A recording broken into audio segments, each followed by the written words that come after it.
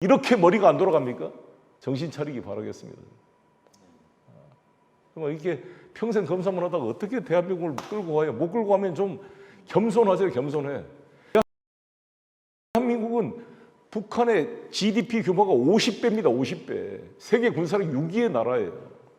뭐가 그렇게 두렵습니까? 지금까지 빨갱이 타령입니까?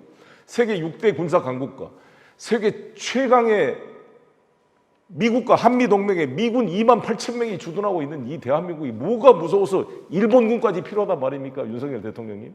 일본군이 오면은 국가 안보에 도움이 돼요? 일본의 안보에 도움이 되지? 아니, 그 세계에서 가장 가난한 국가 북한이 그렇게 무서워서 일본까지 필요하단 말입니까? 한미일 삼각동맹이 필요해요? 그러면 중국 러시아가 가만히 있겠냐고요. 중국 러시아를 왜 적으로 만들려고 그럽니까? 지금 그래도 북한이 그나마 걔들이 주체 사상에서 자주성을 강조하기 때문에 북한이 청진항이나 나진항이나 원산항에다가 중국 인민해방군 항공모함이나 구축함이 기항할 수 없도록 허용하지 않고 있습니다. 블라디보스톡에 있는 러시아 함대가 북한 땅에 들어오지 못합니다. 만약에 우리가 일본하고 이렇게 군사협력을 하게 되면 북한이 그렇지 말란 법이 어디가 있겠어요? 만약 일본과 군사협력을 하게 되면 그 순간 황해바다에 중국의 항공모함과 핵 잠수함이 기동훈련을 하게 될 거고 동해바다에 러시아의 핵 폭격기가 카디지를 빈번하게 침입하면서 북한과 러시아와 중국 인민해방군이 동해바다에서 합동 군사훈련, 해군훈련, 항공모함까지 동원해서 한다고 해보십시오. 이 대한민국이 안보가 어떻게 되겠습니까? 이렇게 머리가 안 돌아갑니까? 중국 그래 러시아 관리한 게 그게 무슨 반국가 행위라고요? 그렇게 외눈박이 외교를 해서 대한민국을 어떻게 관리해요? 했는데 김홍일 중수부장 때 윤석열이 중수 이과장이었어요. 그때 부산저축은행 부실 수사 사건을 했던 겁니다. 오늘 박영수 특검의 영장실질심사가 진행됩니다. 박영수, 조우영, 그때 부산저축은행 1,150억 원을 부실 대출을 받아서 10억 3천만 원 대가를 받던 조우영, 이걸 봐준 거잖아요. 조우영이 시작한 거예요. 김만배 데리고 이 대장동에. 그래서 대장동의 원 뿌리는 뭐냐? 이 삼각동맹이 박영수, 윤석열, 조우영 세 사람이라고요. 그 위에 누가 있어요? 김홍일이가 있었잖아요. 김홍일. 네, 김홍일은 국민 권익위원장 앉힌 거 보고 야, 이 대장동의 주범들이 다 지금 이제 대장동의 주역들이 지금 나라를 다 잡고 애꿎은 파생상품 유동규를 가스라이팅해서 이재명을 죽이려고 지금 아무것도 안 하고 군대도 안 갔다 오고 말이죠. 민주화운동도 하지 않고 맨 술 먹고 고시 공부하다가 검사에서 갑질하다가 특수부 검사로 대접받고 살다가 갑자기 대통령이 돼가지고 자기가 마치 대한민국을 지키는 화신인 것처럼 전직 대통령을 반국가단처럼 매도하는 이러한 정말 오바를 하지 마세요. 이게 다 부메랑이 됩니다. 이 대한민국이 만만하게 보입니까? 아니 김건희 여사하고 지금 윤석열 대통령 놀이하고 다니니까 즐겁습니까? 대한민국을 우습게 보지 말기를 바라겠습니다. 네. 수많은 윤봉길, 안중근, 이봉창, 이청천 정말 이 피어린 민족 독립 투쟁의 역사가 우리 대한민국 건국의 정신으로 헌법 전문에 남아서 살아 움직이고 있다는 것을 다시 한번 강조하고 싶습니다. 민주당 국회의원들이 반윤 전선을 만들어서 전면전을 선언을 해야 되는데 너무 연약한 기득권 집단으로 전락한 것 같습니다. 이 문제를 어떻게 풀어야 될까요? 이렇게 질문을 주셨습니다. 60명 의원 중에 몇 명이라도 먼저 하면 돼요. 다른 사람 안 하는 거 비판할 필요 없이 자기가 먼저 하면 됩니다. 자기가 희망이 되면 되거든요. 우리가. 자기가 꽃이 되면 다른 사람 꽃이 되면 꽃밭이 되는 겁니다. 그래서 남을 탓하지 말고 저도 반성을 하는데 나부터 솔선수범해서 하면 따라오게 돼 있습니다. 민심이 움직이면. 그래서 여기 계신 우리 시청자 여러분, 저도 마찬가지고 이제 제 아내도 앞으로 촛불 집회에 전혀 안 빠지고 참석하겠다 그러던데 계속 이제 함께 서로 격려해주고 우리는 외롭지 않다. 서로 힘이 서로가 서로에게 버팀목이 되는 그렇게 해서 흐름이 만들어지면 안 따라올 수가 없게 분위기를 만들어요. 다시 한번 강조합니다. 우리 민주당 국회의원 여러분, 또 저랑 함께했던 의원 여러분, 또 이재명 대표님, 또 박강원 원내대표님 특별히 저는 호소드리는데 겁먹지 마시고 반드시 탄핵소추하십시오.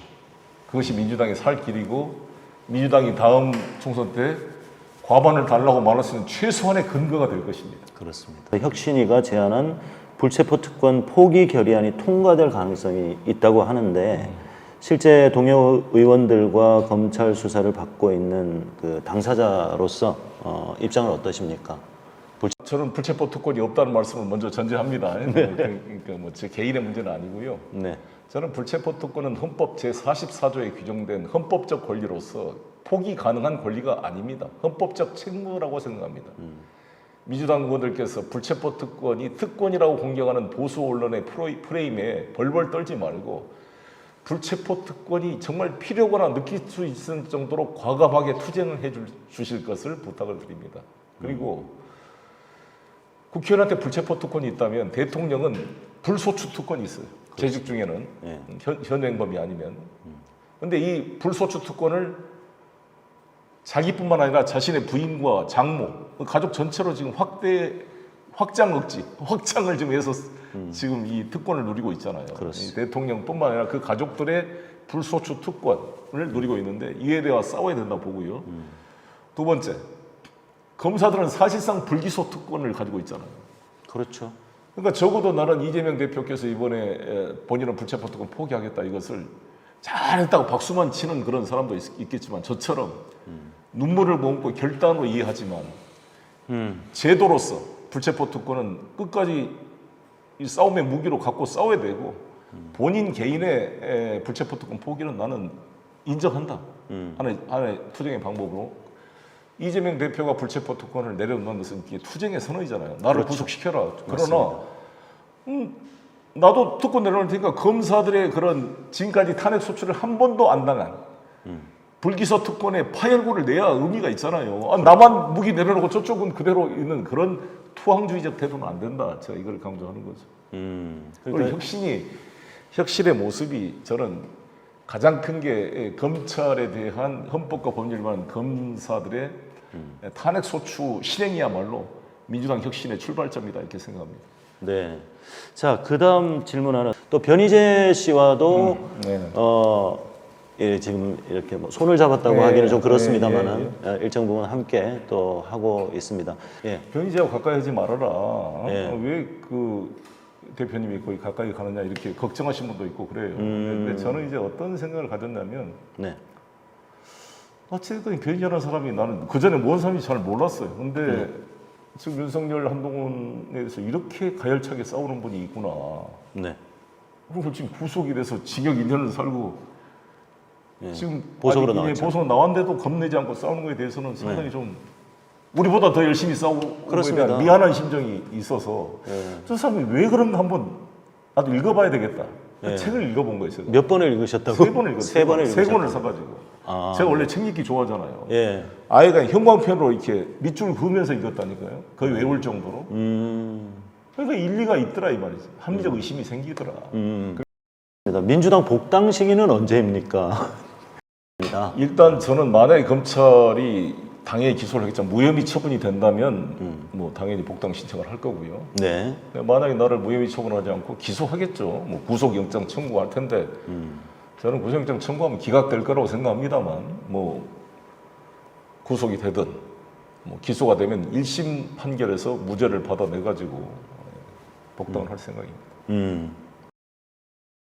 시청자 여러분 힘드시죠? 저도 힘들고요. 저도 막 이렇게 자신 있게 얘기하지만 전에 가면은 아무 계획도 못 세우고 답답하고 억울하기도 하고 막 짜증도 나기도 하고 힘듭니다. 사실 힘든데 여러분들이 격려해 줘서 저도 힘을 내는 것처럼 저도 여러분들에게 격려를 드리고 싶고요. 서로가 서로의 힘이 돼서 한번 해봅시다.